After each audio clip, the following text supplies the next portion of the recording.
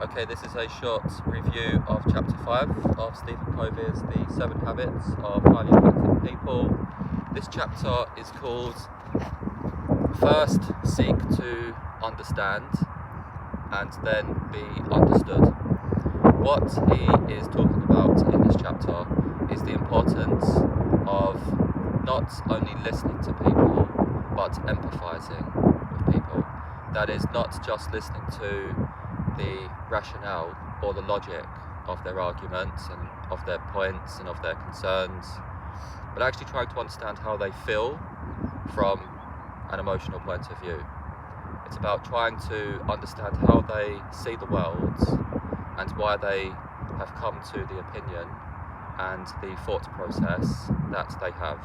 It's about trying to understand their paradigms, their perspectives, their lens, and trying to step into their shoes to really try to understand their mind and why they think the way they do. So this is chapter 5. It is a part of building better relationships. Chapters 4, 5 and 6 of the book are all about synergy. They're all about working together, working with others to maximise your outputs, your capabilities, using the talents, skills, knowledge and understanding of others, and this requires relationships. And in order to build effective relationships, Stephen Covey says that trust is essential, and he often talks about emotional bank accounts.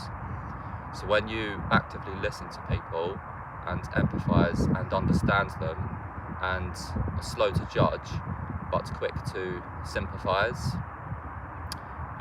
you're making deposits into the emotional bank accounts, and in this way not only can you understand people better, but they'll trust you more, and it's a more effective way of building a long-term relationship that you both can gain from, you both can benefit from.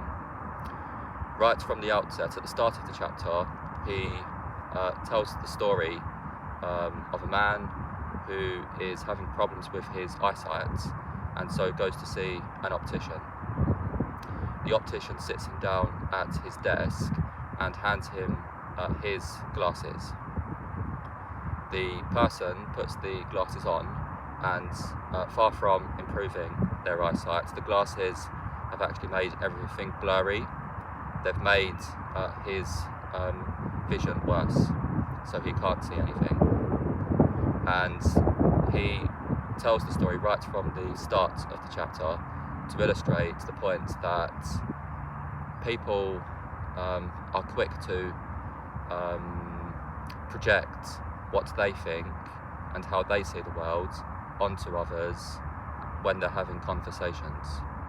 So if you ask people, they'll say, of course I listen, but he would dispute this, and actually of the 4 main communication methods of reading, writing, speaking and listening, we very rarely practice the art of listening. And this chapter by Stephen Covey is all about getting better at listening, not merely at the words, but at what's not being said, body language, facial expressions, and it's all about exercising patience and exercising restraint, because it's quite tempting. It's our sort of default position to offer our opinions and see things through our own selfish, egotistical points of view. So when having a conversation with someone, it's quite often the case that people are not really listening. They're just waiting for the other person to stop talking so that they can say what they want to say and talk about what they want to talk about. And people have this tendency to interpret what the other person is saying through their own eyes, through their own lens. And Stephen Covey is trying to get the readers in this chapter to consciously and deliberately make the effort of self-control, of stopping yourself from thinking about your own worldview, and really trying to see things through the other person's eyes, and that's why the story right at the very start of the chapter is quite effective, because it's a simple little story that's quite easy to understand. The optician hands the man the glasses, but the optician has different eyes. The person he's giving those glasses to sees the world completely different. So giving the man his glasses, or to broaden that out, telling the other person what he would do in a situation, or giving his sort of take, foisting his values and system of perspective, his way of seeing things, is simply unhelpful. He really has to try to understand what the problem is, to diagnose the problem. A good doctor, diagnoses the problem accurately, taking on board the full details of what the problem might be. And he also says that people have a soft centre, they have a soft core, which they can hide behind the hard exterior. And if you exercise restraint and you really let the other person talk, and you encourage them to really tell you what they think, and you empathise, he does say there are some risks with this approach, in that you do become vulnerable to their influence if you really try to get into the mind of the other person and understand why they're upset about something, why they're frustrated, why they're possibly angry about something.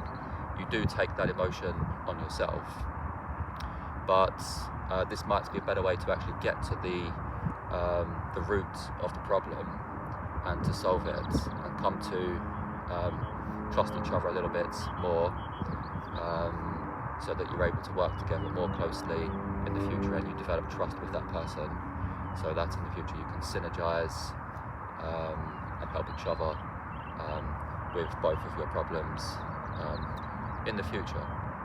So it's an interesting chapter. It's quite a short chapter, because in some sense doesn't really require copious amounts of elaboration. It's quite a simple point, but it's something, once again, the magic of it is in the practice of it, and training yourself to get better at it, and to constantly try to exercise the art of listening to the other person, and trying to understand the way they think, because of their unique history, their unique backgrounds, the way they've been brought up. This improves your ability to communicate, and to get the best out of other people, and they will in turn hopefully get the best out of you as well. So it comes from this book, this rather thick book. This is chapter 5. There's one more chapter in the book which we will talk about in the next video, perhaps on Wednesday or even next weekend, and that will be it for this book. 6 chapters in total. Might make a concluding chapter as well, but thank you for watching. Do check out the book, and see you all next time.